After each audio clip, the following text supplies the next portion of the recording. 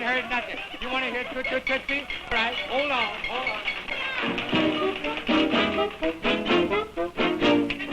Toot Toot Tootsie, goodbye. Toot Toot Tootsie. This is Al Jolson, and his words, "You ain't heard nothing yet," ended the era of silent films. This is Greta Garbo, a great star who became a legend in her own lifetime.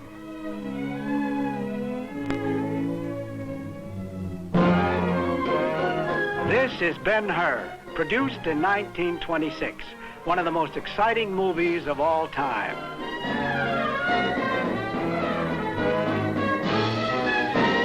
These are Hollywood's golden years.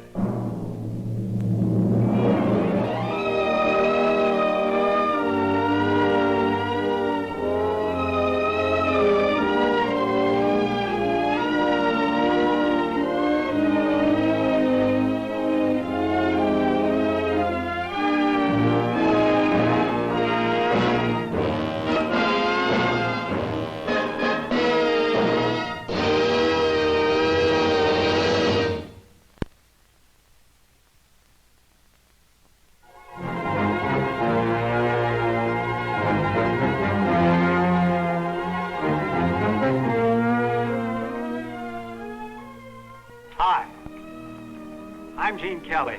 I work in the movies. And like most people who do, I'm a movie fan. I've been one all my life, I guess, ever since I was a kid and used to go to the movies every Saturday afternoon with a gang. And then later on, Saturday night, with a girl. I don't think that I can count the wonderful moments that movies have given me. And I'll bet most of you feel that way too. Well, today we're going to try and recapture some of those moments. That's what our story is about Hollywood, the way it used to be. Those golden years of silent films and the glamorous stars that made them. For some of you, our show will be a fond remembrance of things past. For others, I think an exciting new adventure. So, turn the film back, but way back, and start from the beginning. Strangely enough, the story of Hollywood and the movies begins in New York at the turn of the century. Vaudeville, burlesque, and the legitimate stage are flourishing, but a new form of entertainment is emerging to challenge their popularity: the movies. They're making movies on Manhattan rooftops, the heart of the Bronx, and the outer reaches of Brooklyn.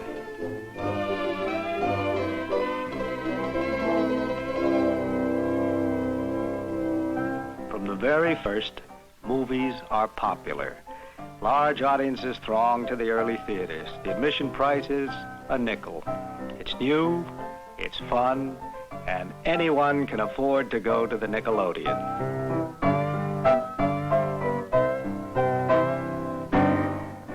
In 1903, the movies take a giant stride forward with the Great Train Robbery. It's crude, but for the first time, movies tell a dramatic story.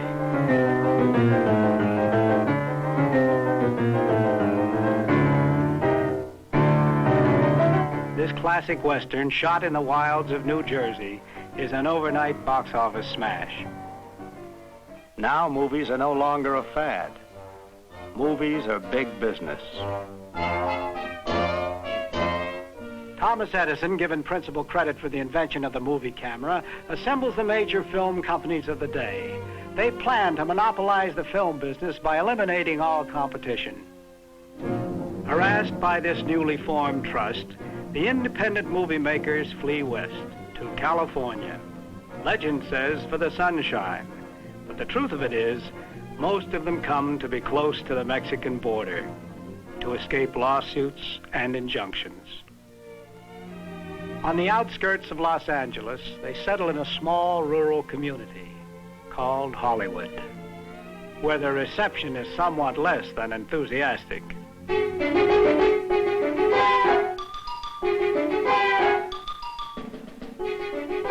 In 1914, director Cecil B. DeMille arrives to film Hollywood's first important motion picture, the squaw man.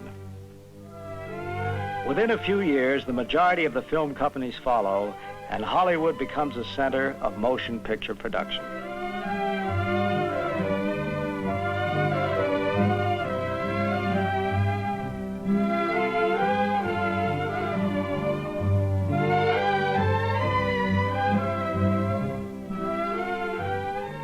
Before long, movie making becomes as much fun to watch as the movies themselves. And as always, the stars are the main attraction. Here is Florence Lawrence, the first motion picture star. Stage stars Maurice Costello and Clara Kimball Young. Francis X. Bushman, a sculptor's model who becomes the first matinee idol. John Bunny, the screen's first funny man. Theda Bara, who adds the word vamp to the American language. Wally Reed, the clean-cut all-American boy. And, of course, the immortal William S. Hart, our first great Western star. Pearl White, the queen of the Saturday afternoon serials, forever identified with the perils of Pauline. One of the greatest star makers of them all is a veteran performer from circus, burlesque, and vaudeville, Mack Sennett. His mission in life is to make audiences laugh, and he stops at nothing to do it.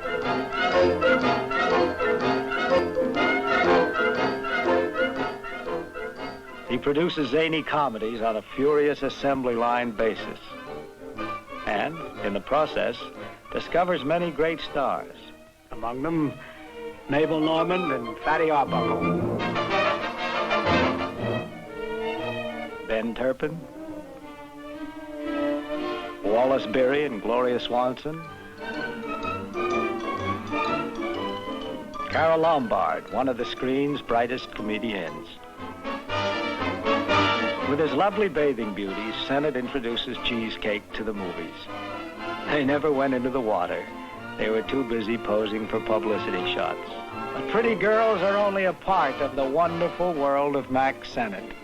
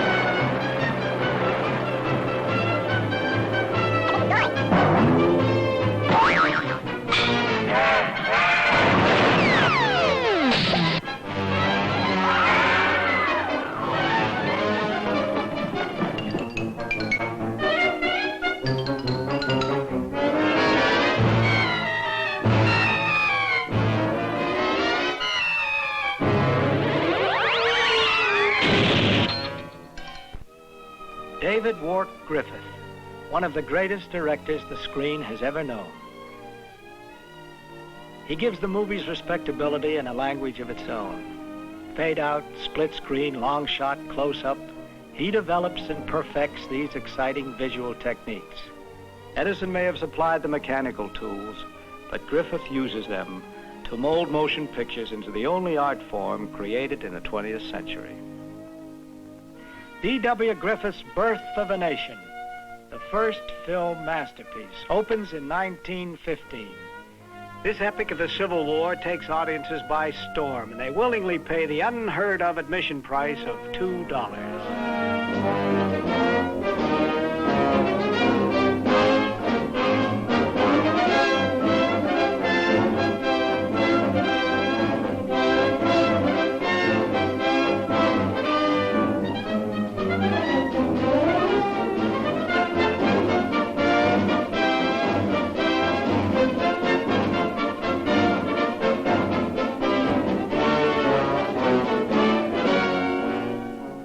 This is the famous homecoming scene between Henry B. Walthall, a Southern colonel, and Mae Marsh, his young sister. The actors' moving portrayals are a tribute to Griffith's skill as a director.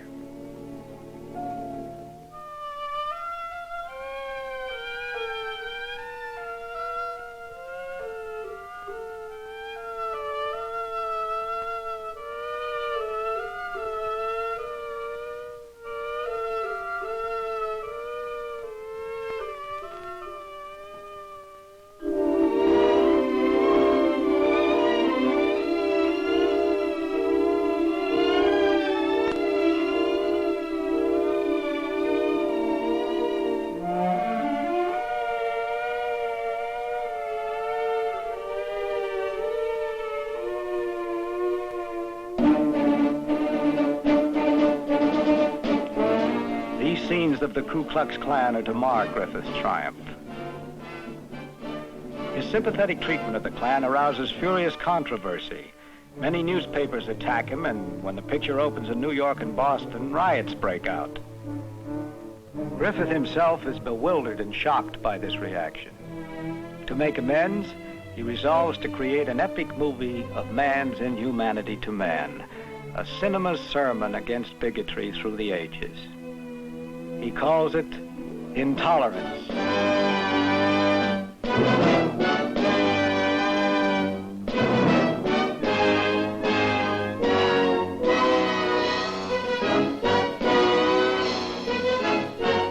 Made nearly a half-century ago, it still remains the most ambitious movie spectacle of all time.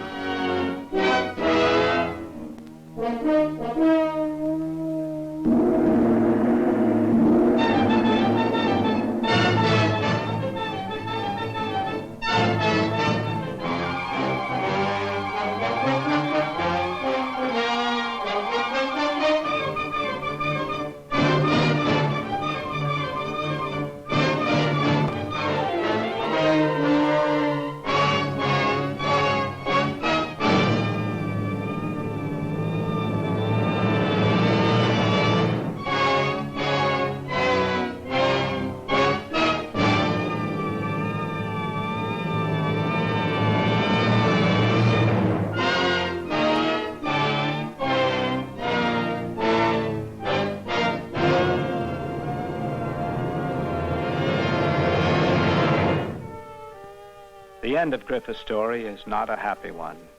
The industry he created and loved passes him by. He dies alone and forgotten in a Hollywood hotel room in 1948 at the age of 73, leaving behind something of himself in every film made since his day.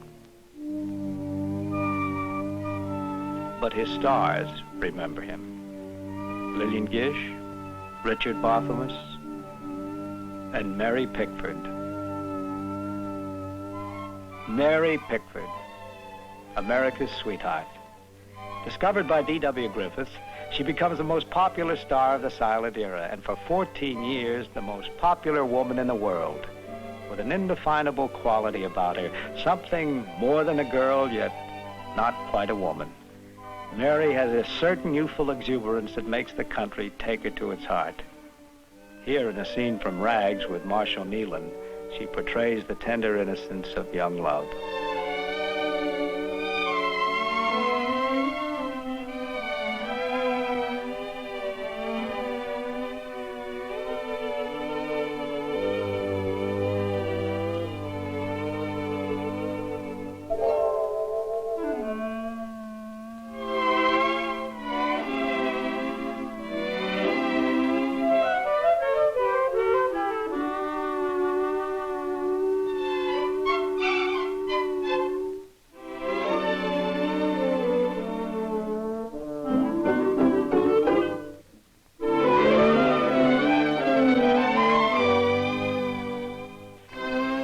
Rebecca of Sunnybrook Farm.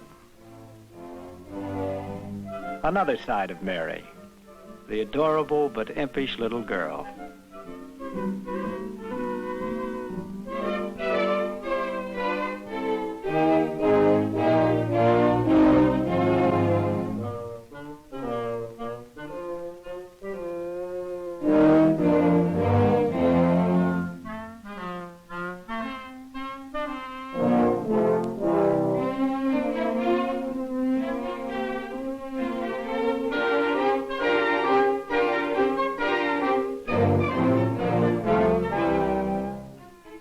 During her reign as Queen of the Cinema, Mary Pickford is loved and admired as no other woman of her time.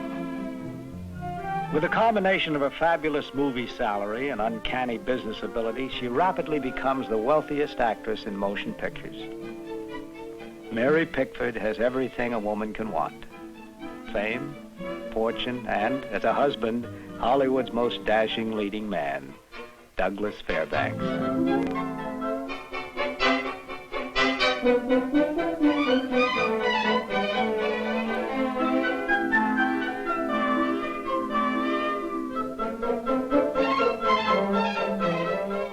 Yet, even until she is past 30, her movie fans insist she wear her long curls. They want to remember her only as Little Mary, the girl with the curls, America's sweetheart.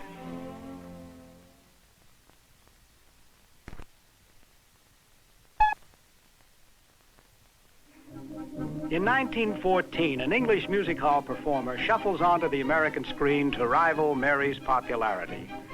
Charlie Chaplin combines comedy and pathos to create his little tramp character, and he captivates audiences throughout the world.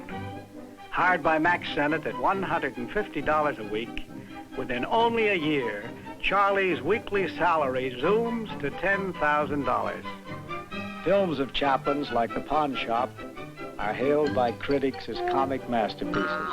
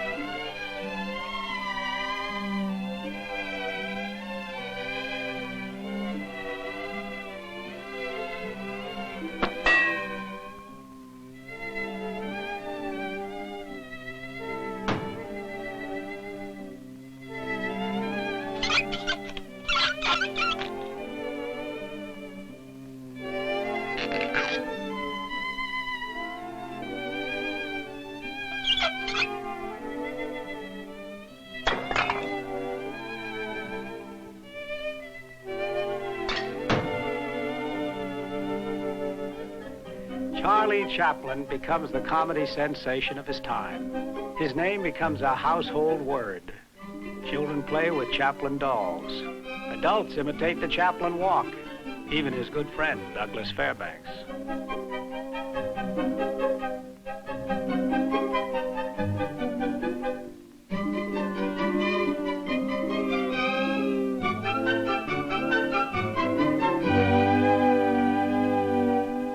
In later films, his artistry reaches new heights. This is a classic scene from The Gold Rush, in which Chaplin and Max Swain, his perennial foil, play two starving prospectors.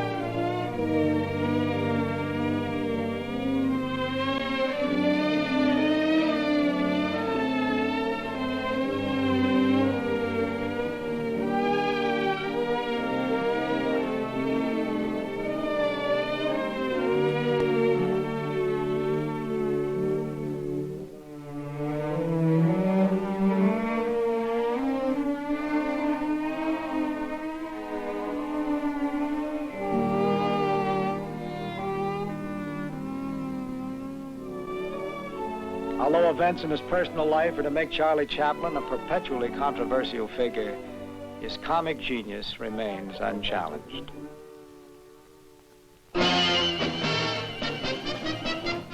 World War I, and Hollywood stars for the first time use their popularity to influence the public. Admiring fans buy millions of dollars of Liberty bonds from their movie favorites. Marie Dressler, Sessue Hayakawa,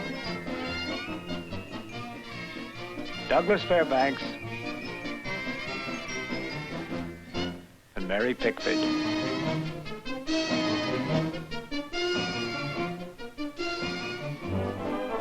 World War I is over. The public's enthusiasm for movies now results in the growth of theater chains.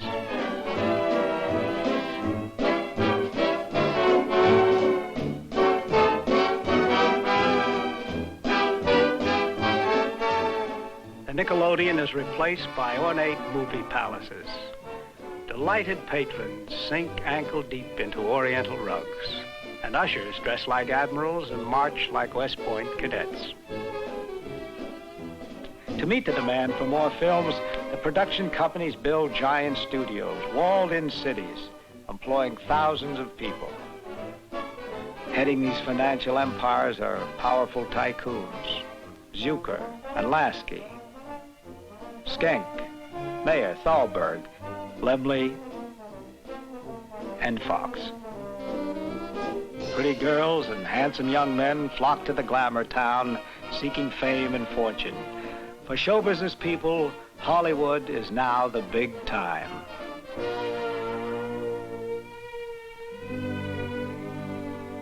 On the creative level, coordinating the work of talented writers, actors, and technicians are a whole new group of great directors. Men like von Stroheim, Ford, Vidor, Lubitsch, King, Flaherty. But the attraction that packs them in and still does is the motion picture star. The public wants them. And so Hollywood creates them. Here are some of the great ones of that silent era. Norma Shearer, Rod LaRocque and Dolores Del Rio, Ronald Colman, Tom Mix and Tony, Marion Davies, Lionel Barrymore, Rin Tin Tin, Jackie Coogan, Lillian Gish, Buster Keaton, Mae Murray, Gary Cooper, Dolores Costello, and the It Girl, Clara Bow.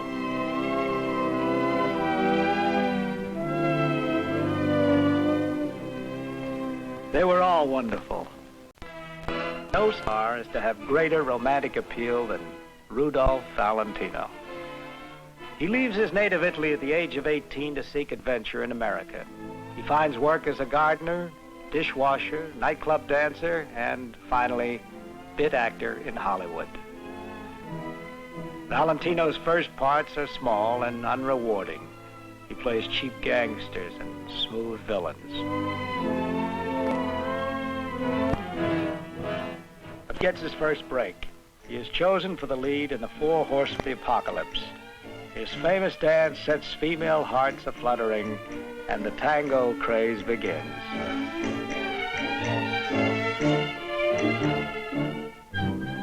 The Sheik, the role which catapults him into the ranks of Hollywood's immortals and adds a new word to American slang. In The Sheik, Valentino introduces a dynamic, passionate style of lovemaking to the screen.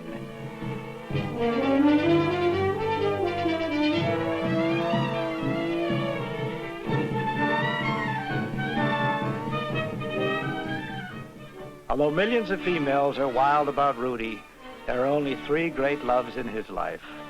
The first is Jean Acker, to whom he is married briefly. Natasha Rambova is his second wife. Talented and ambitious, she tries to dominate his career. She even arranges a personal appearance tour for Rudy and herself. Of course, they dance the tango. This marriage, too, ends in divorce. At the height of his career, he meets Pola Negri, the tempestuous actress from Poland.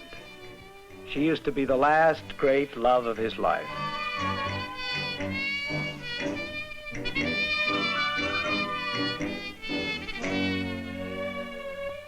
His final film is Son of the Sheik.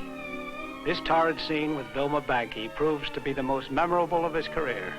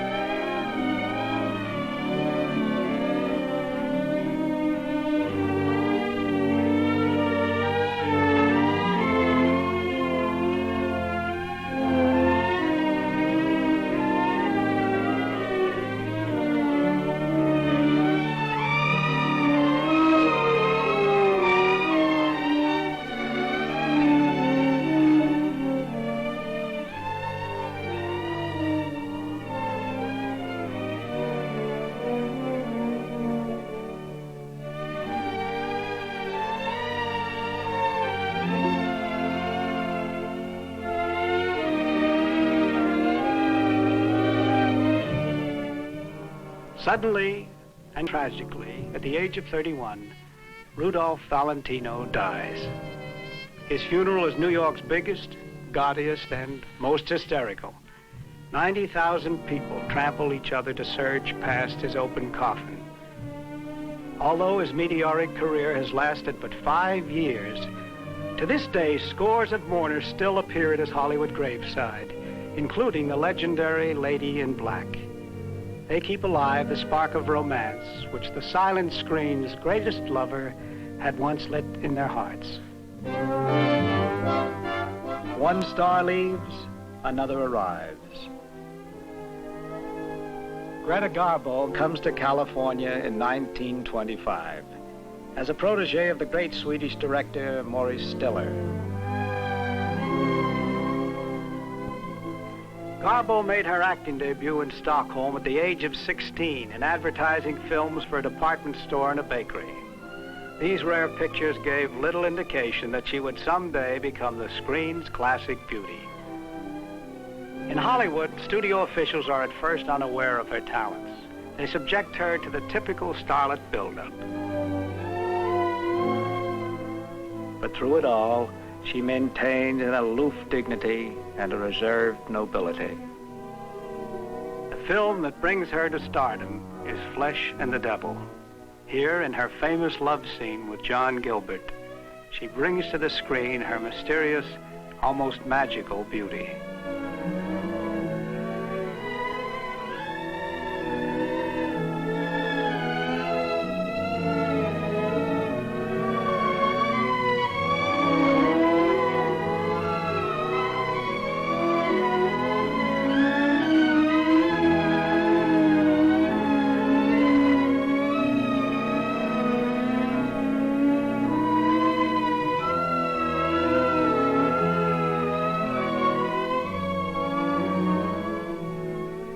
Greta Garbo is later to retire at the height of her career.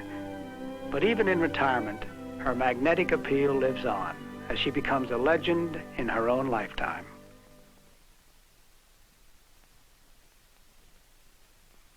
Stars' salaries reach such astronomical figures that studios can hardly afford them.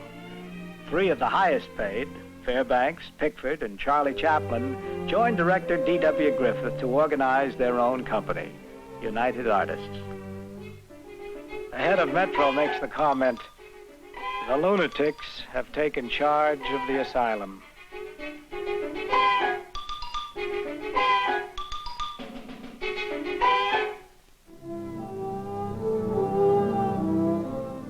Hollywood is now a crowded community, and the stars move west to the city of Beverly Hills to seek seclusion.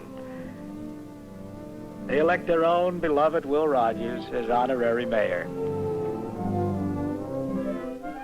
But their seclusion is short-lived. Tourists come from all over to gape at the stars in their lavish homes. Harold Lloyd's vast estate even has a golf course. Valentino's Falcon's Lair is built high on a hilltop.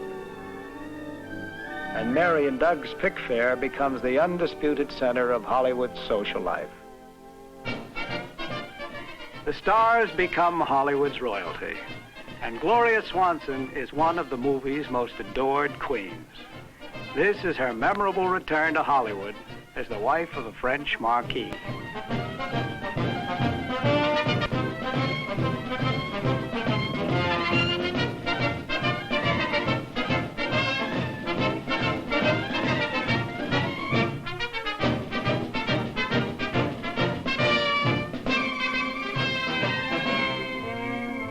The man responsible for Gloria's fame is C.B. DeMille. He presents her in sophisticated dramas, thrilling audiences by daring to bring the boudoir and the bathtub to the screen. This is a scene from Male and Female, quite tame by today's standards, but it shocks the moviegoers of the early 20s.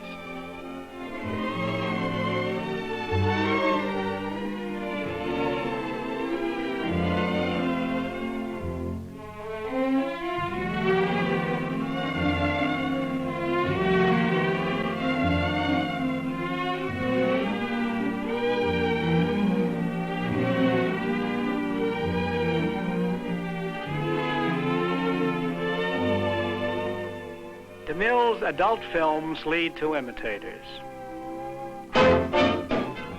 They find in blatant sex a powerful box office attraction. The public begins to confuse the wild parties they see on the screen with the actual life in Hollywood.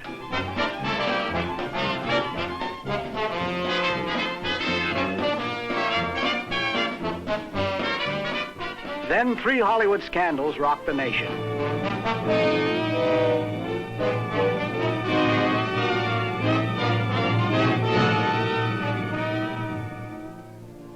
To avoid federal censorship, the film industry forms the Motion Picture Producers Association. They appoint Will Hays to become their so-called czar. The Hays office becomes the watchdog of movie morality. Ironically, the most influential ally of the new Hays office is none other than C.B. DeMille himself. Reversing his field, the master showman combines entertainment and morality and introduces to the screen a religious spectacle. He begins this new trend with the 10 Commandments and follows it with the King of Kings.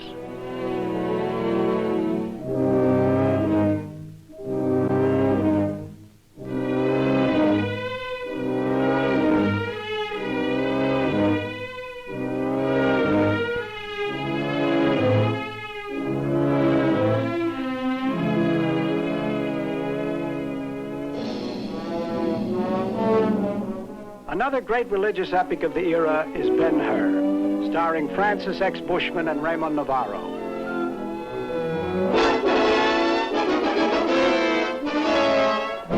First produced in 1926, MGM is to film it again over 30 years later, with the new Ben-Hur becoming the most honored and widely acclaimed film in the history of the screen.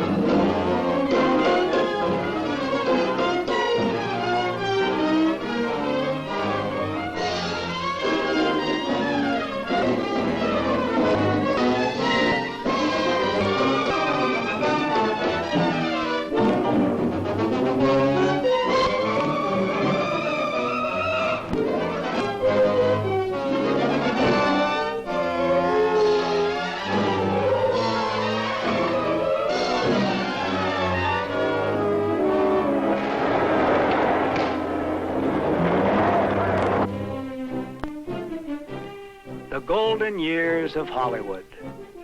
The public's enthusiasm for movies reaches its peak, and the film industry proudly displays its new product. Here are some of the memorable scenes from the greatest motion pictures of the silent era. Wings, with Butters. Produced by Paramount Pictures, it is the first movie to win an Academy Award.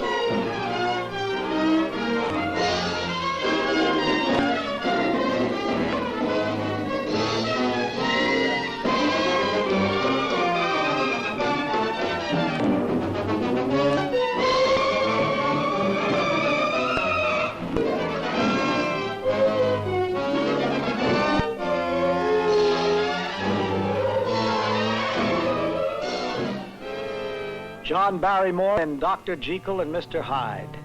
Here the great actor transforms himself into the evil Mr. Hyde without the aid of camera tricks or special makeup.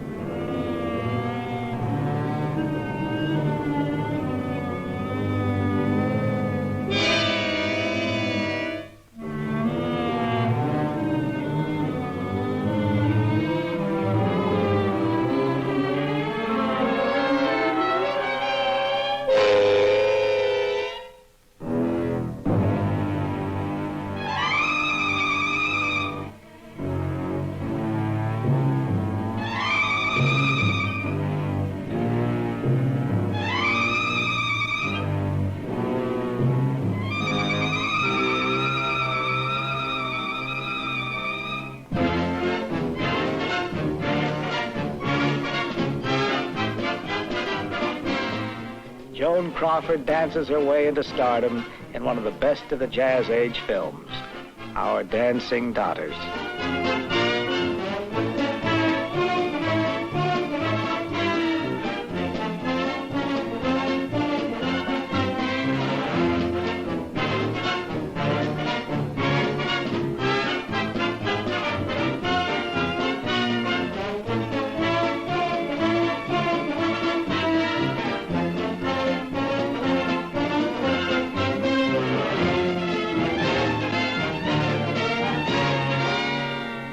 Three Musketeers, starring Douglas Fairbanks, with Doug playing the swashbuckling hero, D'Artagnan.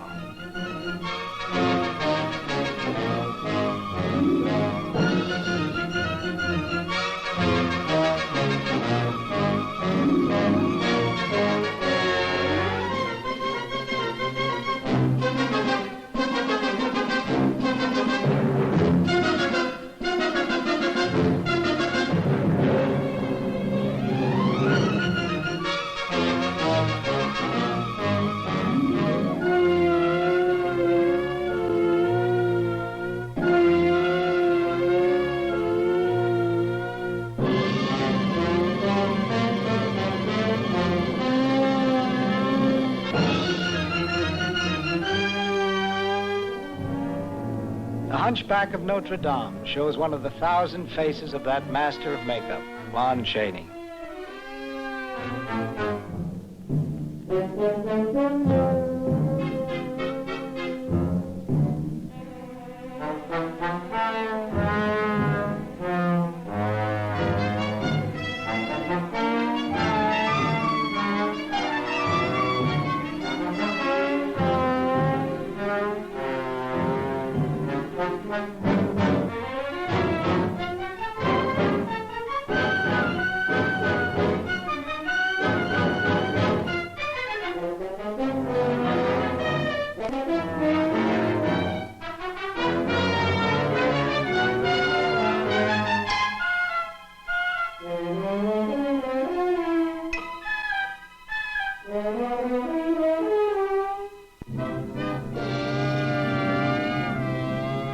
Big Parade, one of the most memorable war films of all time.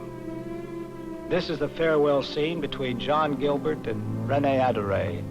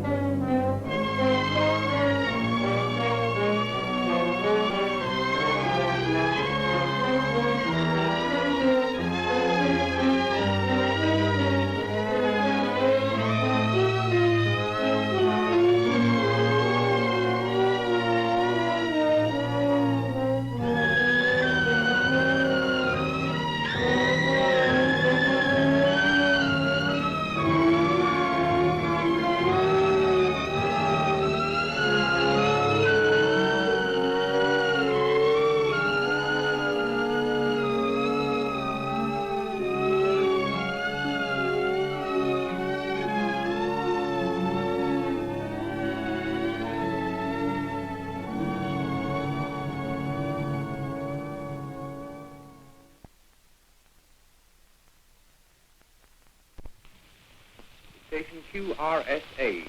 I find I swim the deepest river. If I knew Radio, a new kind of entertainment.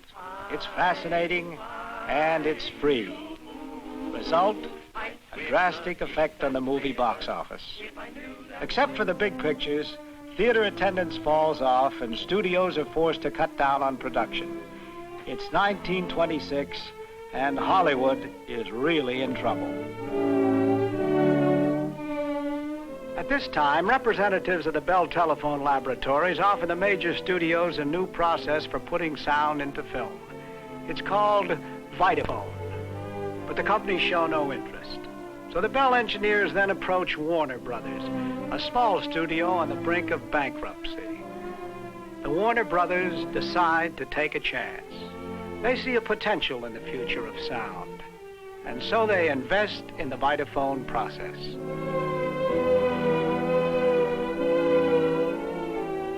The first public performance of Vitaphone, featuring the picture Don Juan, is held on August 6, 1926. It is introduced by Will Hayes. To the Warner Brothers, to whom is due credit for this, the beginning of a new era in music and motion pictures, I offer my felicitations and my sincerest appreciation. However, Don Juan is not a talking picture.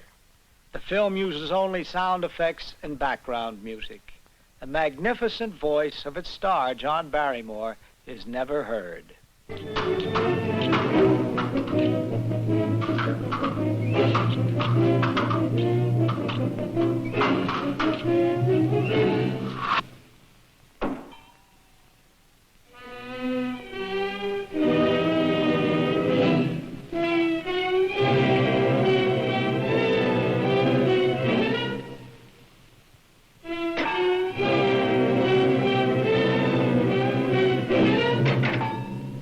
Although the film Don Juan is successful, the idea of sound is regarded as a novelty.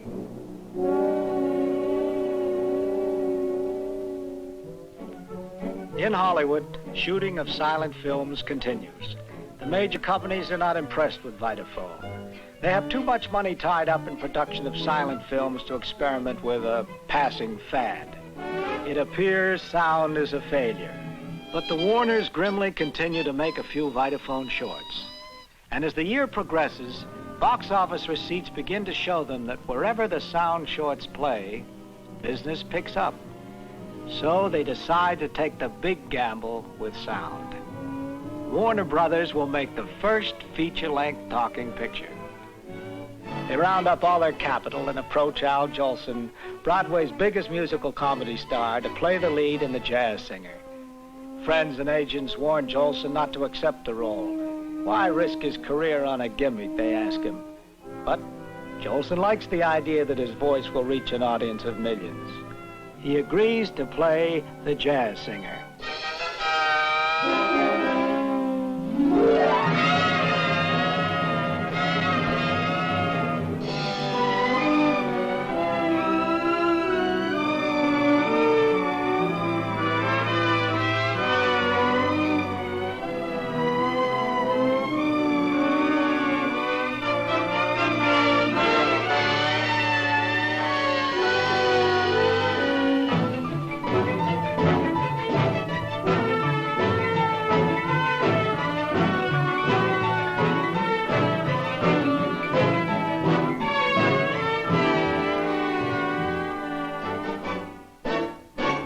On the night of October 6, 1927, The Jazz Singer opens at the Warner Theater in New York.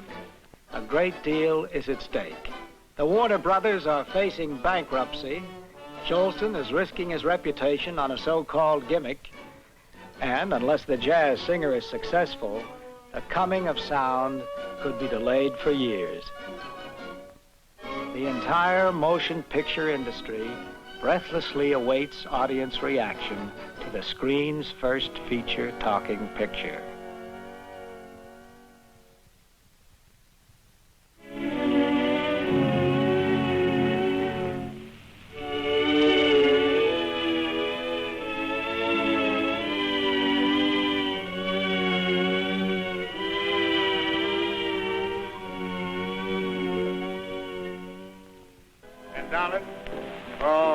take you to Coney Island.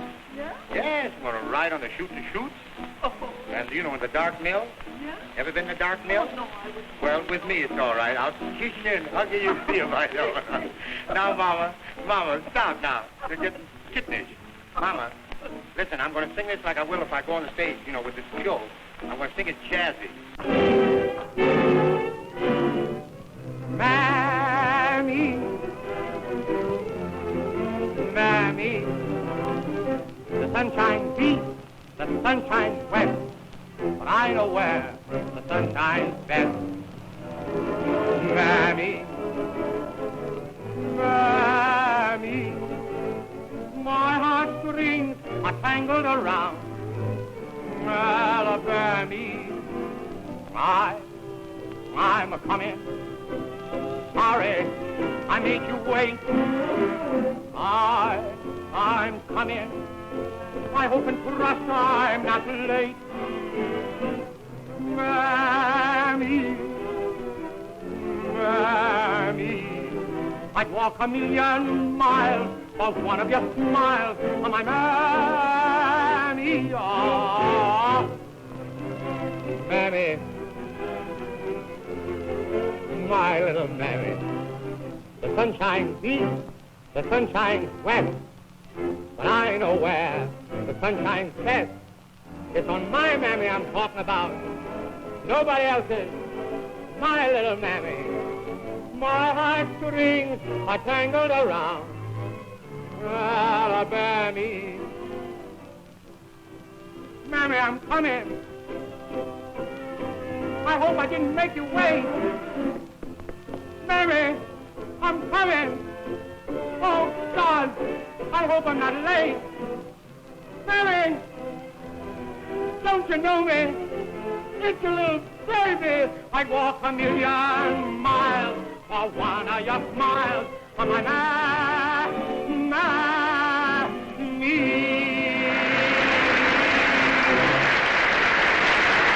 The words of Al Jolson, you ain't heard nothing yet. And they hadn't. For a new era of motion pictures is about to begin. The movies have found a voice.